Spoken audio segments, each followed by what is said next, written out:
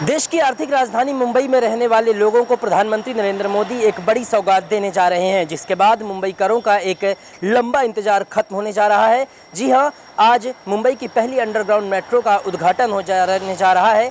आज प्रधानमंत्री शाम को मुंबई की पहली अंडरग्राउंड मेट्रो का उद्घाटन करेंगे, जिसके बाद आरए से बीकेसी तक का सफ़र आसान हो जाएगा। आपको बता दें कि अभी रोड मार्ग के जरिए यानी कि सड़क मार्ग के जरिए जो आरए से बीकेसी का सफ़र है उसके लिए घंटों का समय लगता है, लेकिन इस मेट्रो सेवा के शुरू होने के बाद चंद मिनटों में ये सफ़र पूरा हो जाएगा। वहीं मुंबई की जो पहली अंडरग्राउंड मेट्रो है उसको लेकर क्या कुछ कहा है मुंबईकरों ने, आपको सुनाते हैं।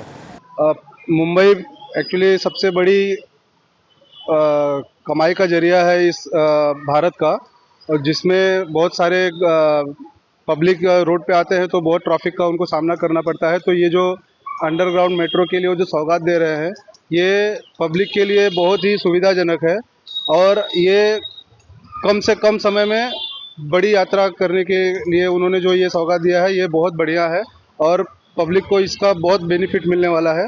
और मोदी जी जो कार्य कर रहे हैं सब प्रशंसनीय है, और हम चाहते हैं कि वो हमेशा ऐसे बने रहे और नई नई योजनाओं का भारत में निर्माण करते रहे। जय हिंद। मोदी जी के बहुत बहुत धन्यवाद है, और मैं तो शब्द उनके लिए मेरा कम है, क्योंकि आज के जो भारत की आधुनिक परिस्थिति है कि मोदी के सिवाय मेरे पास कोई और विकल्प नहीं है।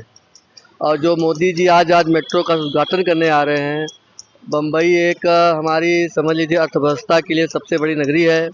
उसमें बम्बई की अर्थव्यवस्था में मोदी जी की बहुत बड़ी सौगात हमें दे रहे हैं।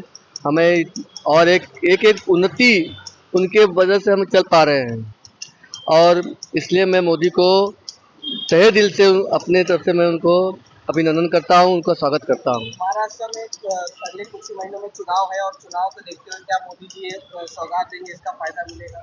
चुनाव में तो देखिए यहाँ पे तो बहुत सारी पार्टी बन चुकी है। एक नाथ शिंदे, उद्धव ठाकरे, और बाद में यहाँ पे शरद पवार की दो पार्टियाँ बन चुकी है। अब इसमें तो मोदी जी की एक बहुत बड़ी परीक्षा है। यहाँ पे बहुत बड़ी ताकत यहाँ इनको देना पड़ेगी। अमित शाह को यहाँ ताकत देना पड़ेगा। मुझे नहीं लगता है कि शायद ये जैसे अभी हाल ही में यूपी में जो इनको हार का सामना देखना पड़ा, यहाँ पे महाराष्ट्र में तो इन्हें बहुत बड़ी ताकत से इनको एक राजनीति से इनको बड़ी ऊपर से आना पड़ेगा, क्योंकि यहाँ पे जो राजनीति इनकी जो बहुत ख़राब हो चुकी है, बहुत बड़ी परिस्थितियाँ ख़राब हो गई है। अभी इसमें मोदी जी का जो सौगात है उसमें पब्लिक उनको कितना बड़ा डिमांड उनको दे सकती है, अब ये भाई हमने नहीं, सबसे पहले तो मैं मोदी जी को धन्यवाद देता हूं कि उन्होंने महाराष्ट्र के विकास के लिए उनका जो विज़न है, सिर्फ महाराष्ट्र के विकास के लिए नहीं पूरे देश के विकास के लिए, वो अविश्वसनीय है। और उनके कुशल नेतृत्व में भारत ने जिस हिसाब से प्रगति की है वो अकल्पनीय है। मतलब आज से 12 साल 10 साल 12 साल पहले कोई सोच नहीं सकता था कि हमारा देश भी, हम जब छोटे थे सोचते थे कि हमारा देश इस हिसाब से प्रगति कर सकता है, लेकिन अविश्वसनीय है जो उनका कुशल नेतृत्व। और राज्य में और केंद्र में जिस तरह से, जैसे सरकार प्रधानमंत्री जी कहते हैं डबल इंजन की सरकार, उस सरकार ने जिस हिसाब से विकास किया है संपूर्ण देश में, वो निश्चित तौर पे अविश्वसनीय और अति प्रशंसा के योग्य है।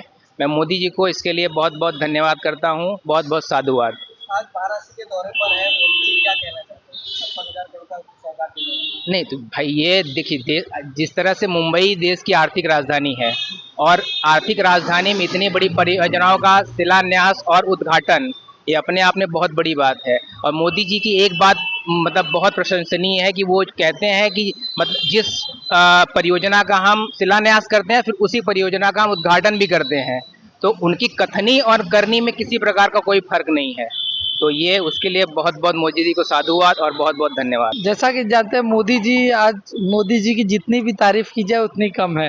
मोदी जी ने ऐसा नहीं कि सिर्फ महिलाओं या बुजुर्गों के लिए बल्कि विद्यार्थियों के लिए भी बहुत किया है। जैसे कि अभी हाल में उन्होंने एक इंटर्नशिप योजना चालू की है, जिसमें हर छात्र जिसने 10वीं पास की है उसके लिए इंटर्नशिप है, उसमें बढ़िया सैलरी है, उसको स्किल सीखने के लिए मिलेगा। तो मैं मोदी जी का धन्यवाद करता हूँ। मेट्रो ट्रेन का उद्घाटन करेंगे, उसके लिए क्या कहना चाहते हैं? वो भी बहुत अविश्वसनीय है। उन्होंने जो उनका हर कार्य आउटस्टैंडिंग है। कुल मिलाकर मुंबई की पहली अंडरग्राउंड मेट्रो सेवा शुरू होने से मुंबईकर खुश नजर आ रहे हैं, क्योंकि उनको उम्मीद है कि आने वाले समय में उनका सफ़र आसान होगा। आपको बता दें कि इस 12 किलोमीटर लंबे मार्ग में 10 रेलवे स्टेशन बनाए गए हैं। इन 10 मेट्रो स्टेशनों में से 9 अंडरग्राउंड हैं। इसके अलावा ये मेट्रो कई मायनों में खास है, चाहे सुरक्षा को लेकर हो, इसके सफ़र को लेकर हो।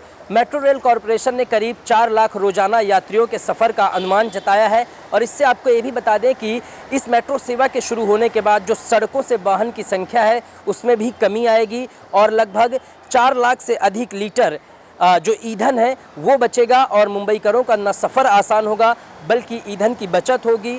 और मुंबईकर जो रोज़ाना सफ़र करेंगे आरए से बीकेसी का, वो सफ़र आसान होगा। और आपको एक और चीज़ बता देते हैं कि ये पहले चरण के तहत 12 किलोमीटर लंबे मार्ग का उद्घाटन होने जा रहा है। आने वाले 1 साल में इसके पूरा जो इसका फेज़ है मेट्रो मुंबई मेट्रो लाइन 3 का, इसका उद्घाटन होगा। इसका पूरा काम अभी चल रहा है। ये मार्ग जो है करीब 33 किलोमीटर लंबा है, जिसके लिए 26 स्टेशनों का निर्माण होगा और इसका जो लागत है, इसकी जो खर्च है वो करीब 37,000 करोड़ रुपए है। तो आने वाले समय में मुंबईकरों का सफ़र आसान बनाने के लिए मुंबई मेट्रो लाइन 3 2025 तक खुल जाएगी, जिसके बाद अभी जो हमें स्थिति देखने को मिल रही है इससे और बेहतर आसान स्थिति होगी और मुंबईकरों का सफ़र आसान होगा।